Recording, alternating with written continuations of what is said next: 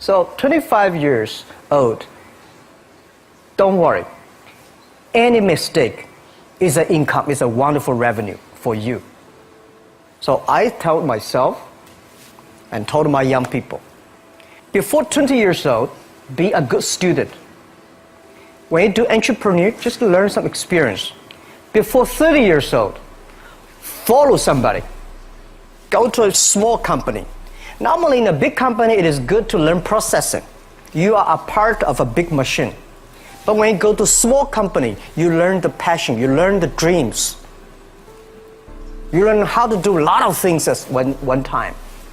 So before 30 years old, it's not which company you go, it's which boss you follow. It's very important. A good boss teaches you differently. And from 30 to 40 years old, you have to think very clearly, you're working for yourself if you really want to be an entrepreneur. When you're 40 to 50 years old, you have to do all the things that you are good at. Don't try to jump into the new area. It's too late. You may be successful, but the rate of dying is too big. So 40 to 50, think about how can you focus on things that you are good at. But when you are 50 to 60 years old, work for the young people. Because young people can do better than you. So rely on them, invest on them, making sure they're good. So when you are over 60 years old, spend time for yourself. On the beach, sunshine, right? It's too late for you to change normally. But this is my advice to the young people. 25 years old, make enough mistakes. Don't worry. You fall, you stand up. You fall, you stand up. Enjoy it. I mean, 25 years old, enjoy the show, enjoy the show. I did not have a rich father. Tried 3 times for university. All failed. I applied for Harvard for 10 times. All failed. They don't even want to see me. For the last time, I went to the teachers' college, which was considered the 3rd or 4th class of my city. So I applied jobs for 30 times, got rejected. It was so difficult at that time. I was so frustrated because I taught in the university. My pay was $10 a month. Because I could not find a good job. In 1994, discussed that I'm going to do something called internet. And 23 of them against it. They said, this is a stupid idea. We have never heard about internet. And you know nothing about computer. And I never thought I was smart. Nobody believed that I could be successful. Because everybody say, well, this guy think differently, think crazily. You know, they think about something never work. I tried to borrow $3,000 from the banks. Took me 3 months, but I still cannot get it. We talked to over 30 or 40 venture capitalists. Everybody said, no, forget it. A lot of people said Alibaba is a terrible model. As I said, I believe it. I think this thing could be big. I never thought it would be that big like today. But I believe that something is waiting for me there. And I have to work hard to prove myself. That was the tough experience. So we gathered $50,000 from 18 founders. We started. For the first 3 years, we did not have even $1 revenue from our business. It was not easy. Why it keeps going ahead, going forward? Because I received lots of email of thanks from the customer. They say, this is such a great thing. We cannot pay you, but this thing helped us. If you keep on helping us, one day you will be successful. And I believe this. Little by little, we build up our business. Little by little, we build up our ecosystem of the infrastructure. And now, after 16 years, we have an Alibaba Group, we have a Tmall Group, we have a Taobao Group, we have Alipay. And people said, you are so smart. How could you make a company like that? Bill Gates, Warren Buffett, Jack Welch, Larry Page, Mark Zuckerberg. The difference between those people and other people, they are always optimistic for the future. They never complain. They always try to solve the problems of the others. When you're optimistic, it's always opportunity. People, same here today. Jack, where is the opportunity? I don't have a job. I don't have this. I don't have that. We are at the best time of this century. The best assets you have is that you are young. Don't complain. Let the other people complain. The opportunity always lies where people complain. Think about how you can make things different. Is there anything I can do that make the difference? And then when you think about this, start to do it. I saw a lot of people, young people, have fantastic ideas every evening. But in the morning, they go to the office same again. Being an entrepreneur, you have to do the things before the other people do. You have to wake up before the other people wake up. You have to be more brave than the others. Use instinct.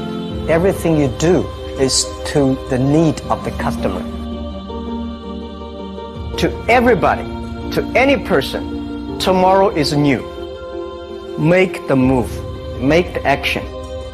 Whether investors believe it this or not, whether your friends believe it or not, whether your parents believe it or not, that's not important. You believe it, your team believe it, and work day and night on this. That's how the things happens. Make enough mistakes. You fall, you stand up.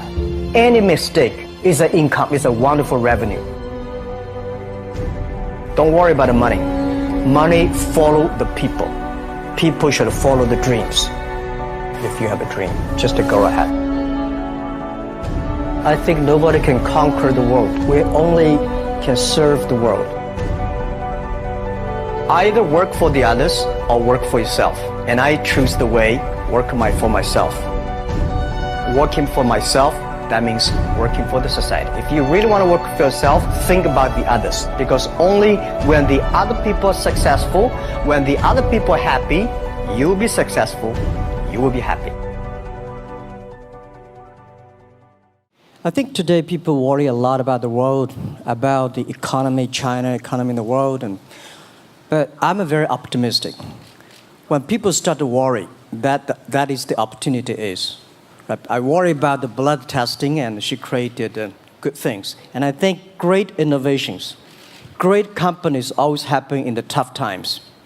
Life's like the music. You have up, you have a down, you have a long, you have a short notes. And I like your American movie. Life is like a box of chocolate. You never know what you're going to get, right? So I'm pretty optimistic. The opportunity in the future for equality is huge, because in the last century, the IT is for big companies.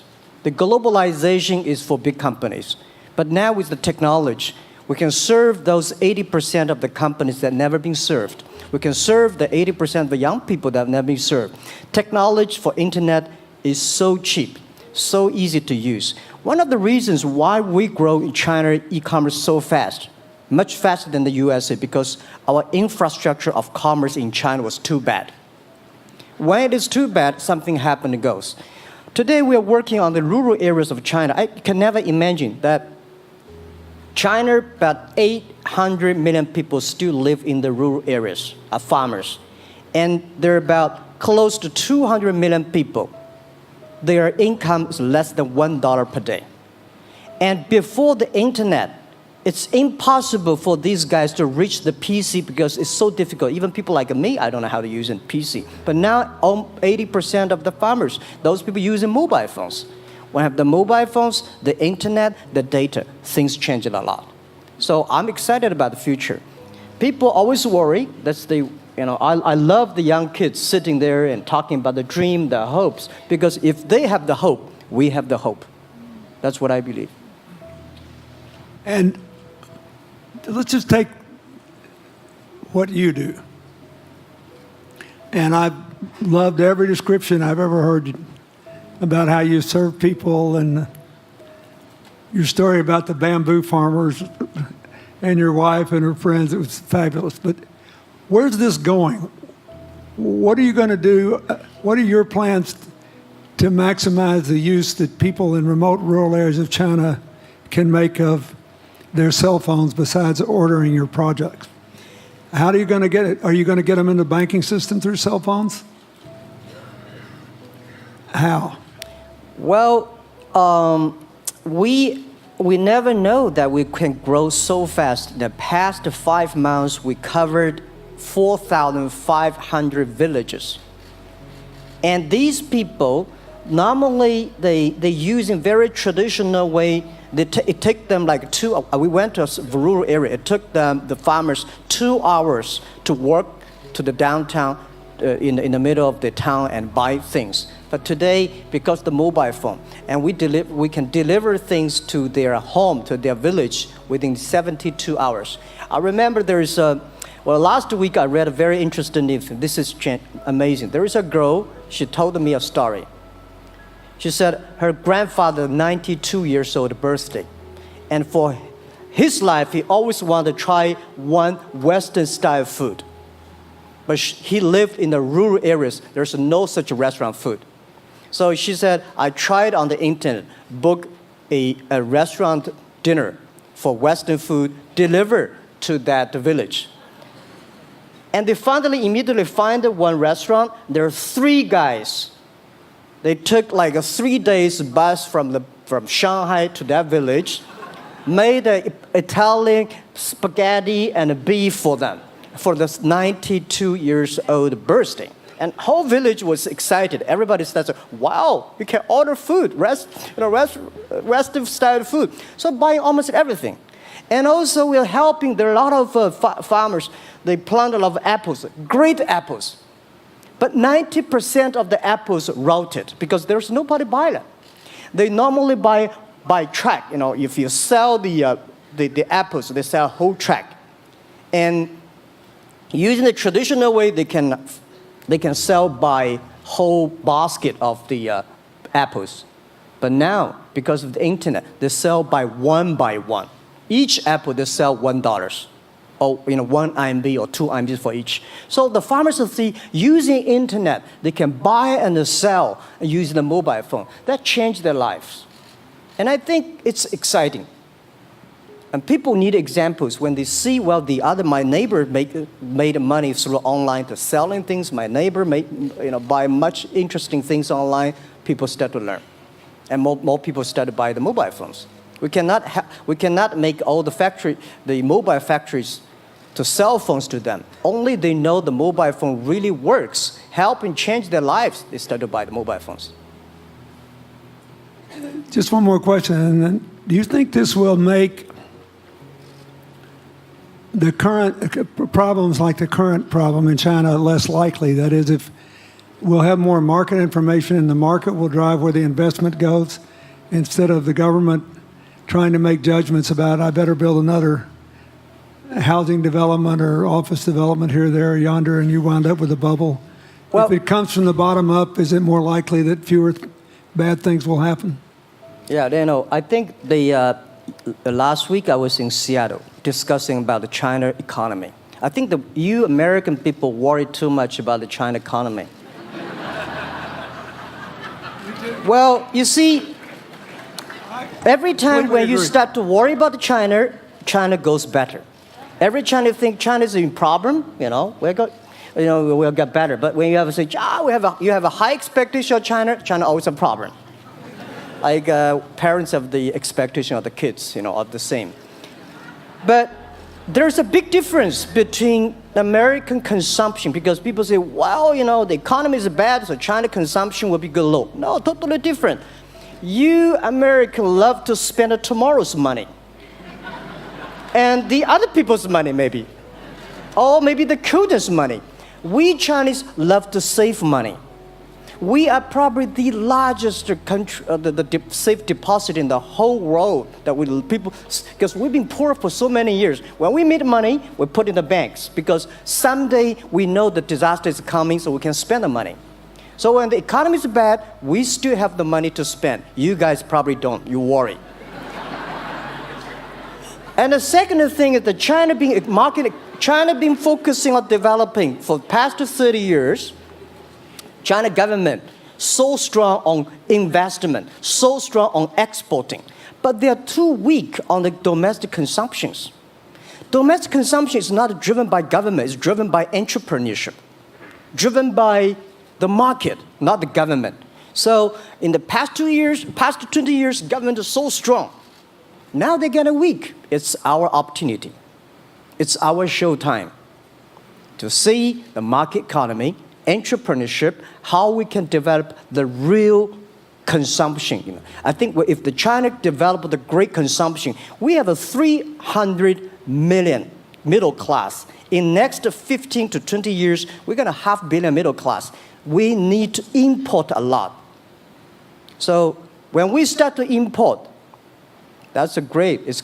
I worry a lot when we export. When we export, we got a terrible sky, we have a terrible water, we have a terrible environment. When we start to import, we got to be better. So that's all the great opportunity, guys. Be happy about that. I'm serious. I agree with that. I'm serious. Yeah. Worry about yourself. Don't worry about the others. The reason some of us worry about China is we depend on you to buy our debt. However, I tried to be more Chinese when I was president. I saved a lot of money. So good. Good. But I just wanted you to say that because I really believe that. I mean, I think you're absolutely right. The trend toward greater internal consumption I think, will remain unbroken in spite of whatever the difficulties are in the next few months. I think it's important not to overreact. You can't break the trend. You've got to clean up the land from chemical contaminants. You've got to clean up the air. You're going to do it. Yep. And a lot of Chinese will make a lot of money out of that. There'll be a lot of great new companies, and there'll be opportunities to import from other places. Yeah. So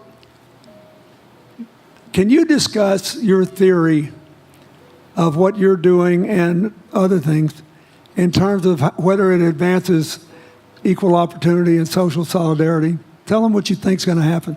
And what other kinds of, when your opening remarks, you just said technology is going to be active in this way in other areas of the economy. What do you think the next big opportunities are? But first, tell them just in 2 sentences what you're doing, because Jack and I know, and we haven't been clear enough. Explain it, and explain how you think that advances social solidarity and equality of opportunity. Well, our work is in the belief that access to health information is a basic human right. And that lab information, particularly because lab data drives 70% of clinical decisions, needs to be accessible to people before they're sick. So if you look at the word diagnose in the dictionary today, it says to determine the presence of disease from symptoms, which means by definition, we're determining that people are sick once a disease has already progressed. And our work is in being able to make lab testing accessible to people in time for therapy to be effected, and to do that in a way in which every person, irrespective of their insurance status, irrespective of where they live, can afford the ability to get a test done. So that means, in our case, we've invested the last 12 years in now developing hundreds of tests, many of which are less than $10. So $2 tests in the United States. And I think one of the amazing things about this country is that we have such an incredible ecosystem for fueling creativity, and that creativity can create new markets. So in answer to your question about the market being able to conform itself to social good, I think the creativity that goes into creating these new technologies creates new markets in and of themselves. And our basic belief is that those new markets come from empowering individuals and enfranchising individuals and trusting that individuals have the capability to engage with information, and in accessing that information, beginning to take control of their own outcomes and their own health outcomes, and in doing so, changing the way our healthcare system works. Think what this could mean for rural China, for rural India, for Native American reservations in America, for the Mississippi Delta, for the remote areas of where all the jobs were lost from coal. You're all of a sudden giving people information. And one of the most important things I think we did in my second term as president in the healthcare front was develop this diabetes self-care program, and all of a sudden Jack's company could be delivering the means to self-care based on your test. I mean, I think that this is a very big deal. We all want to live as long and as well as we can, and Craig Venner was here. We were joking about whether we'd make it to 100, but in the meanwhile, you want to keep people healthy, and if they're sick, you want to intervene early, not late. Yeah. Well, and if you look at, the ability to engage with this information, we have a $4 trillion healthcare problem in this country. 20% of it is type 2 diabetes, which is reversible. And we have 90 million Americans who do not know they are pre-diabetic. But access to information and the ability to engage with that information is the foundation for being able to change those outcomes and cost, right? One more fact, and then I want to call on Jack. You founded this company 12 years ago, right? Yeah. Tell them how old you were. I was 19. Yeah. So, don't worry about the future. We're in good hands. So, I was thinking about 19, where I am. 19, I've not passed the examination for university yet. I failed 3 times, but I think it worked out. I'm not good at schooling.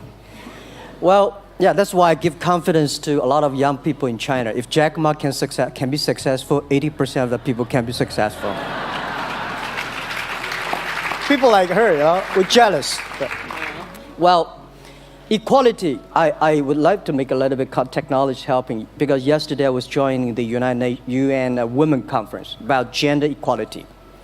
And I think the first technology revolution happened 200 years ago in the UK, released the human body, the arm, stronger. The second technology revolution in the USA for energy, you can last long. But this technology revolution release the brain. So this century is not a competition who is stronger, whose muscle is stronger. It's who is smarter, who is soft, who can listen. It's the challenge of wisdom. So man and woman are equal. On the internet, you can never see he's a woman or a man. And on the internet, women can serve much better than men on the internet. Men talking about the business, talking about numbers, competition, they make business very cold. Women, they make business very cozy, lifestyle, and interesting. 50%, more than 50% of our shop owners, more than 5 million shop owners are women. And people love that. This is the great thing I see, that this century we see more and more women leaders, on the state leaders, the presidents. In the future, we're going to General Secretary of the United Nations should be a woman leader. And this is the great century for equality. And I feel excited about that. Let me ask you, we're almost out of time, but one of the things that we haven't talked enough about here, and not just here, but generally, is whether the leapfrogging we saw with cell phones, which was instrumental in your phenomenal business success, and which will make it possible for you at the appropriate time to do what you've done on a global scale, hitherto unimaginable in all of human history for anybody to have any of their own health data. We've seen examples, but not the kind of dramatic penetration we need with energy and clean energy, and enough in a short enough time to avoid the worst consequences of climate change. So do you believe that, your country has done more than anybody else to try to put up solar panels, and some of your companies went broke because you overdid it, right? But beforehand, and you got to work out the phase out of the coal, the phase into the sun, and all that. Meanwhile, Africa, which is growing like crazy because of the cell phone in no small measure, and has 6 of the fastest growing countries in the world, still has vast swaths of its land totally dark at night. Do you believe that it's possible for us to scale up with distributed solar power rather than centralized as quick as we did with the cell phone? And if so, and if that were your business, if you had to quit what you're doing today and start there, how would you do it? And how would you do it? 31st, I know that. I'm such a huge believer in technology, and I think especially right now, we're at an incredible time in terms of new technology and the ability to apply technology in a scalable way towards solving some of these problems. So I would look at it in the context of some of the renewable solutions that we already have, and in the context of empowering, connecting individuals with access to those solutions, and in the context of creating markets around them. I think that there's real opportunity to actually create an ecosystem in which people can financially benefit from these solutions, and I think that's going to drive an adoption. I think in developing economies, there's a revenue stream associated with that, and the more we can turn even already some of the technologies that we have into markets, the more that we can fuel, I believe, local growth and individual engagement in beginning to adopt some of these solutions. Just related to that, Jack, you answer it, and then I'll ask you one final question. Yeah, I am a strong believer that technology can make world much better, because people say China economy is getting slower. I'm happy about the 7%, even 5%. Even 5% of the GDP of the number of China, of the second largest economy, is big enough. But you don't expect China keep on growing 11%. Because like one human body, when you're 1.8 meters tall, you cannot keep on like a 10% grow every year. You have to grow the quality, your mind, the wisdom. So I think China needs new technology to solve these problems, and which today the data, the clean technology, all these things that China is supposed to do, if we keep on the tradition, the old ways, we'll go nowhere. This is why I feel excited, because people ask me, what is your dream now? Because I never thought I would be today. I can sit here talking to president. I'm like a guy, on the street, and like failed 3 times for university, 5 times for high key schools. I applied for 10 times in Harvard school, all rejected. I never thought, because of the technology, because the internet gave me this opportunity. So I think when I retire, I don't want the Chinese people have a terrible water to drink, unsafe for food, and the money we make all spent in the hospital. That's disaster. So how we can using the technology to enable young people, the great chance of this world, don't worry about it. We got 1.4 billion people who were born in 1980s. They are the people of the internet times. They are going to have new ways to solve the world problems. The things you are worried about today, they can solve it. And human beings have these kind of worries for centuries. And young people can always solve it. And today, when you have a right direction, clean energy, the climate change, all these issues, they will be solved, and these are the great opportunities ahead of us. Anything else? I agree with that. I think the more we can enfranchise people, the more we can create ecosystems in which individuals are empowered, the more we give rights to individuals to be able to build businesses, to be able to pursue the economic benefit of technologies, the more you see these markets change. Before they leave the stage, I want you to look at them. And I want you to think about the time we have had to spend here dealing with the refugee problems in Syria and Lebanon. Stand up, Elias. This is my friend Elias Bousab. He's the education minister in Lebanon. He's got to educate all these kids. And so he left a miracle that very much reflects the lives that Elizabeth and Jack have lived. He was in a very responsible position at the American University of Dubai. They started bringing American scholars over there to live in an Arabic culture. He did all these wonderful things. Lebanon got in trouble. He went home to save his country. What is the difference? How much more could he and every smart Lebanese person do if they could focus on these things? And why can he not? because the place is dominated by people who think their differences are more important than their common humanity and their common challenges. You cannot imagine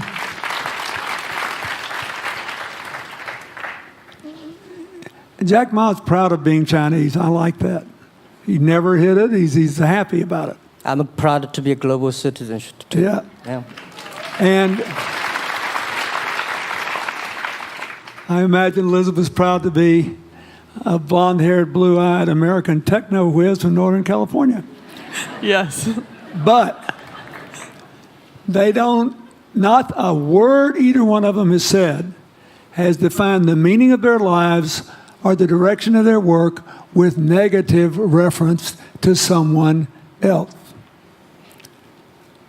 My friend Dikembe Mutombo, stand up. No, you don't have to stand up. It'll hurt you too much. You're an old man. My 7'2" tall friend was just inducted into the National Basketball Association Hall of Fame. And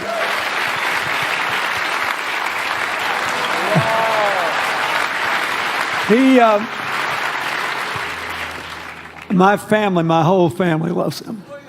And I have seen how much he has given back to his native country, Congo, which has been so troubled.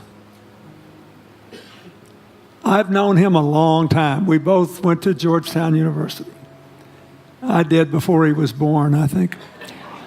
I've never heard him say a resentful thing about anybody.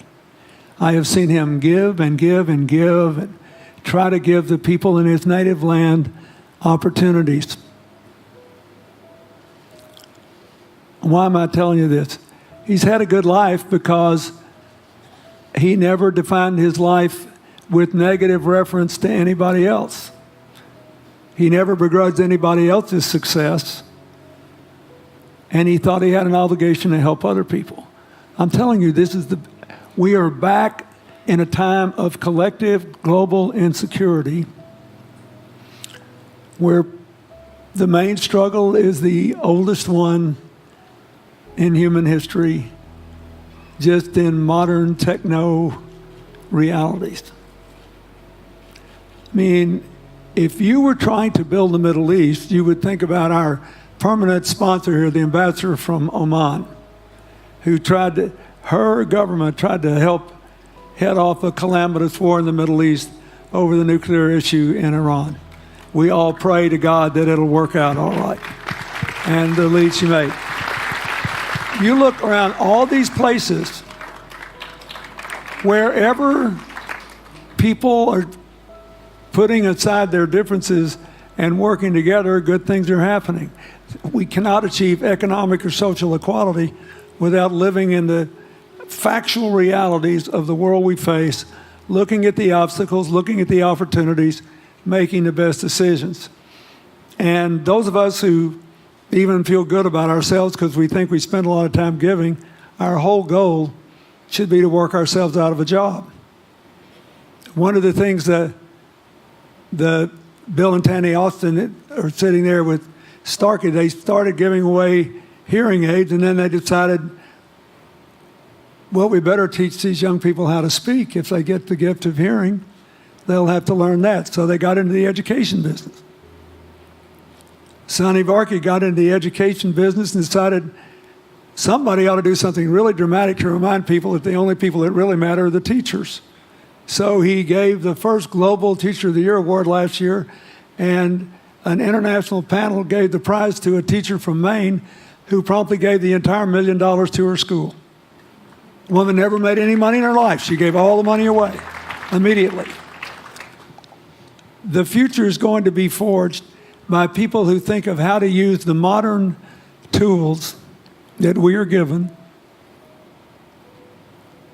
as Elizabeth and Jack have, to create opportunity through empowerment. And it will not be a straight line. It's too many moving parts.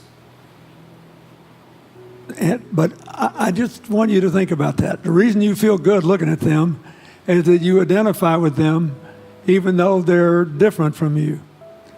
And that's basically where we are all over again, and we can't slip back. We can't give up. That's why when we had the Prime Minister of Italy and George Soros talking about the future of Europe, and George said it was coming apart, and the Prime Minister said, no, it doesn't have to come apart if it's about something more than economics. I thought it doesn't have to come apart if you will it not to. And you put yourself on the line for it. There are no guaranteed outcomes today, but you can guarantee that the trend is right.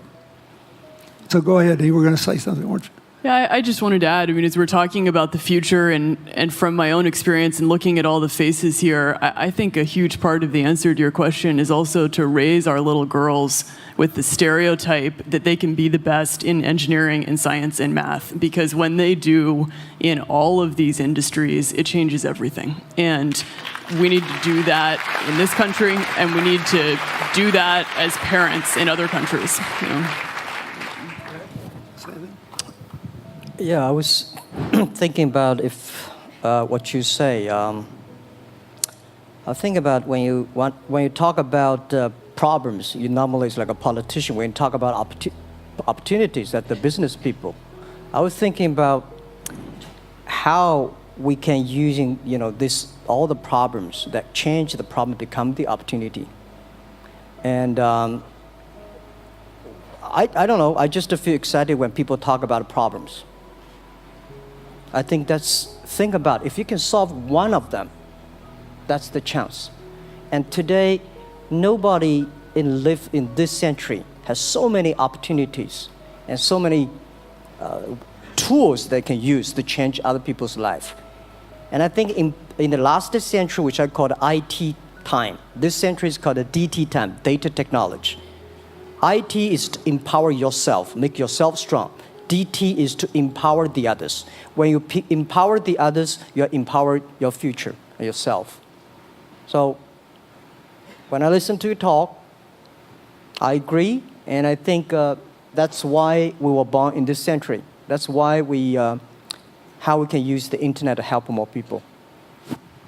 Let's give him a hand. Thank you.